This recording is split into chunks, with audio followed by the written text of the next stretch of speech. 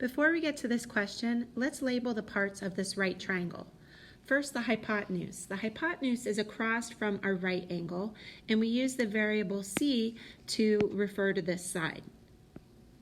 The other two sides are called legs. They're the ones that form that right angle, and we use the variables a and b to represent these sides. Now let's draw the altitude. The altitude is a line that comes from the right angle straight across to the hypotenuse, and we use the variable h to represent the altitude. And what it does is it divides that hypotenuse into two separate line segments, and we use the variables x and y to represent those line segments. The length of x plus the length of y equals the total length of the hypotenuse. So if we're told the length of x is 2 and the length of c is 6.5, then we can use that to figure out the length of y. 2 plus what equals 6.5? 4.5.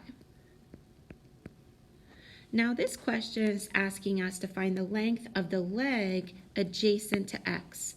So we know the two legs, they're signified here by a and b.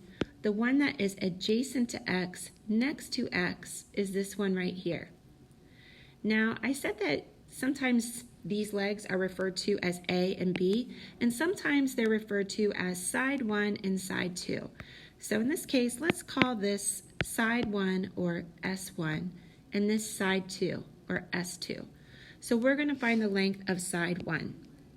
To find this length, what we're doing is we're going to take the square root of the hypotenuse times the line segment that is closest to, or that is adjacent to this side. So it would be x.